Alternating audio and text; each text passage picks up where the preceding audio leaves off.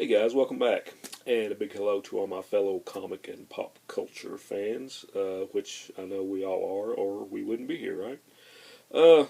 But first and foremost, you guys are friends, and I think that kind of gets lost sometimes. I mean, but this is a community, and my definition of community is a bunch of friends or people that like to get together and just like the same things or love the same things, and I've come to think of you guys as friends. Some closer than others. You guys know who you are.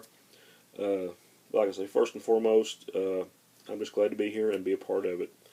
I don't want to get into a old versus new comics thing here, but just want to touch on a couple things before I show a little haul I got here. I'm a fan. A lot of times, you guys see me and I'll show old comics or like Bronze and Silver Age stuff or stuff from the 80s, but I like a lot of the new stuff too. It's just that I don't know if some of you guys are feeling this too, but as far as the new stuff, as far as the big two, Marvel and DC, I mean, it's like really one big event after another. I am collecting Futures In, and I'm enjoying that, and I'm looking forward to Multiversity coming out next month from Grant Morrison. And I'm kind of hoping that that'll kind of springboard off into maybe some more, another universe, sort of like my old classic DC and Marvel universes. But anyway, like I say, I love a lot of new stuff. I'm getting into more indie stuff now. I'm buying a lot more Image and IDW and stuff like that. A lot of good sci-fi and adventure comics going on over there. But, the endless crossover things are getting just a little bit worry. I mean, I guess with Marvel right now, you got Original Sin, and I'm collecting it, and I'm trying to enjoy that. I'm trying to like it. I don't know. Futures In, I'm liking pretty well. I know Marvel's got another one, big one coming up called Axis, Avengers, and X-Men, and I'll try that.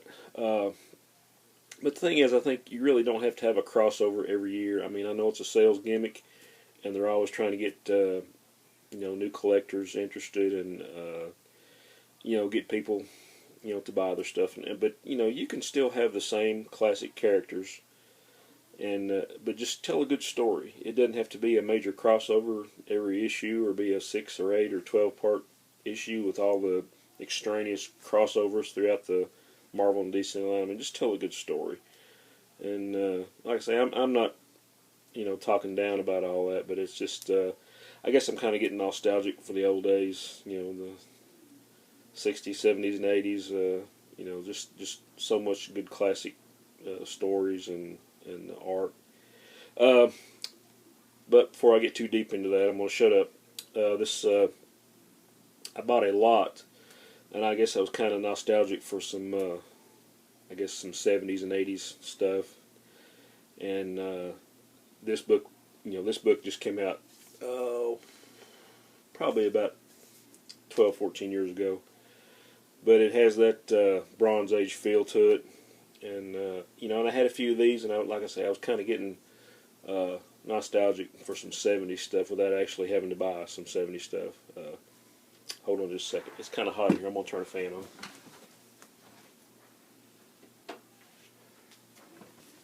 Okay. Much better. But DC put out a title called Legends of the DC Universe. And this came out, like I say, actually this came out in February '98. And I think these are more or less like what you might consider Untold Tales. The DC Universe, probably pre-Crisis, pre-Zero Hour, pre-New 52, whatever you want to call it. But I think there's mostly maybe like pre-Crisis, First Crisis type stories. But you got a lot of great painted covers. You got a lot of great writers. Got James Robinson on this. Issue 1, I think it's a 3-parter, Superman. And there was 41 issues in all, and I got a whole lot from, or the whole run from Gary Dogoff Comics, and he had a good price on those. So here's number 2. So there's some great painted covers. I think Glenn Orbick did some of these. And number 3, iconic image of Superman.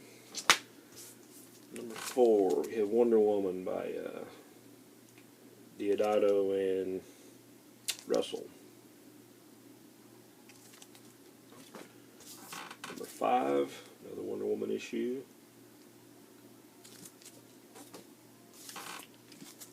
Number 6, Robin and Superman.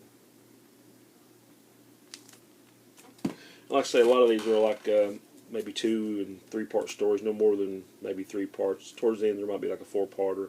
Some of them are just single issue stories, which, like I say, kind of harkens back to years ago. Here you got some classic Green Lantern, Green Arrow in his old costume. Oh, by Denny O'Neil. I think Dick Giordano did some of the inks over Greg Land. Hey, number 8. More Green Lantern, Green Arrow.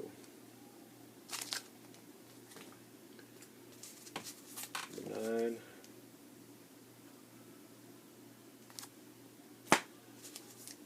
10, Batgirl. Puckett, Dodson, and Nolan.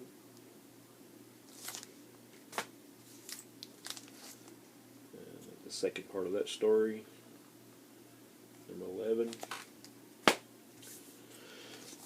Number 12 is a JLA story.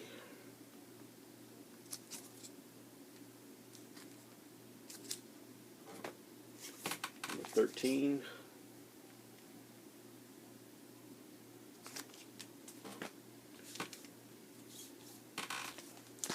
Number 14. Kind of a tribute to Jack Kirby, I'm assuming. Steve Rude. At the Manhunter and Jimmy Olsen.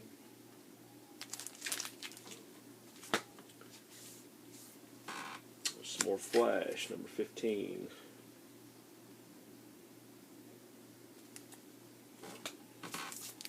Number 16.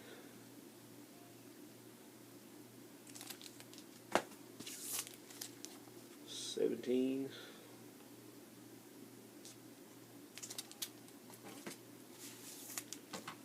'18. And got I guess kind of a new Teen Titans story that harkens back to the early '80s by Marv Wolfman, starring Kid Flash and Raven. And number 19, Impulse, which that was post-Crisis.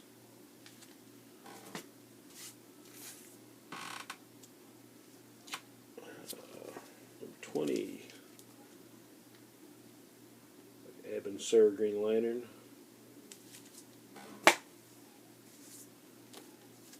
21.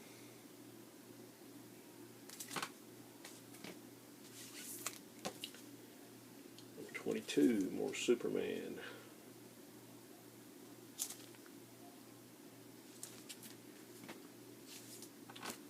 23.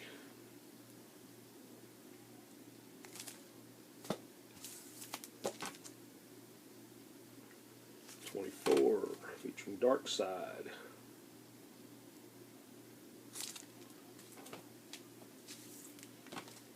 25.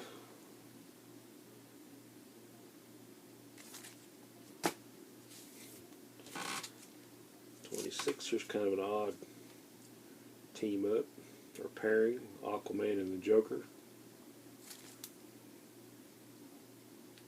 Steve Englehart on the script. And number 27, with Batman. He's got Tony Harris on the art, just on the cover. Trevor Von Eaton on the art.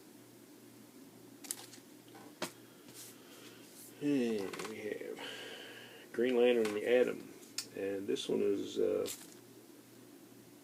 course, this is actually Alex Ross on the cover, and you have Gil Kane and Klaus Janson on this one. More Ross, Gil Kane, and Klaus Janson. By Stephen Grant. Number 30, More Wonder Woman.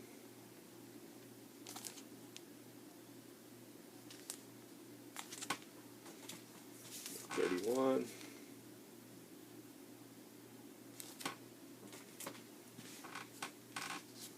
$32.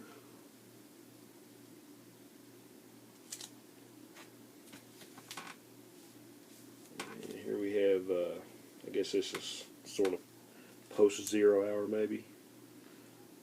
Hal Jordan as the Spectre, part 1 of 4.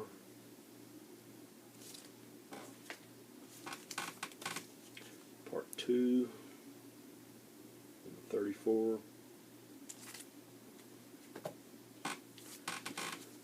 Number 35. I don't know, I just wasn't a fan of Hal Jordan as the Spectre. I mean, the Spectre is always going to be Jim Corrigan to me. Number 36. Like I said, I haven't read most of these yet, so you know, might be different than what I'm thinking, but 37. Kyle Rayner, Green Lantern.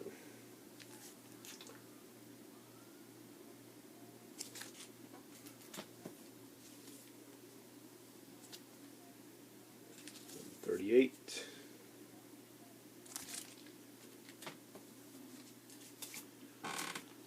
$39. There's a great cover. More Superman. Number 40 with Adam and Kronos.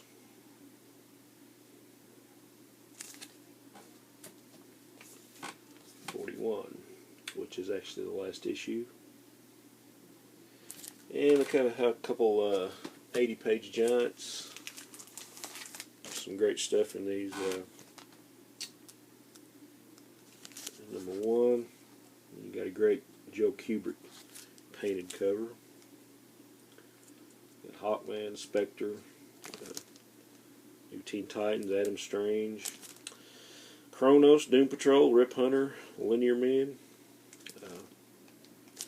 It's just a who's who of talent. You can see that there.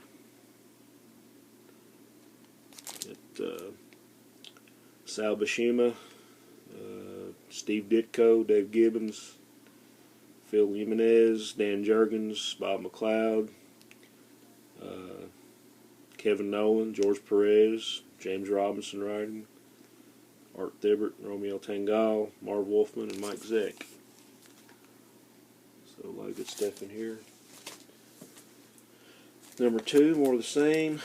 Got Wonder Woman, Deadman, Challengers, Metal Men, Legion of Superheroes, Mr. Miracle.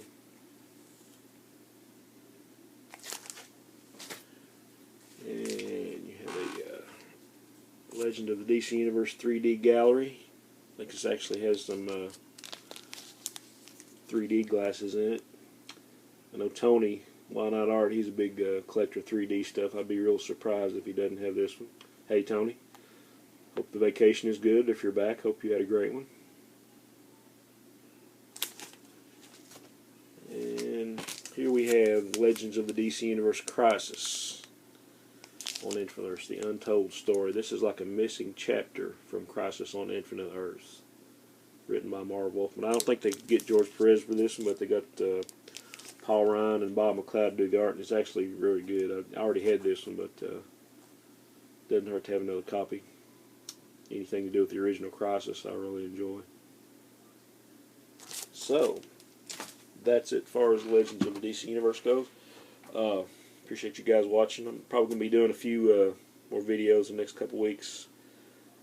Probably mostly Bronze Age stuff, where I've pretty much completed my 100-page run. I'm going to try to do a video on those while I'm waiting to try to get the last missing issue. But I've got some DC specials coming in from the 60s and 70s. Got some Marvel giant-size books coming in.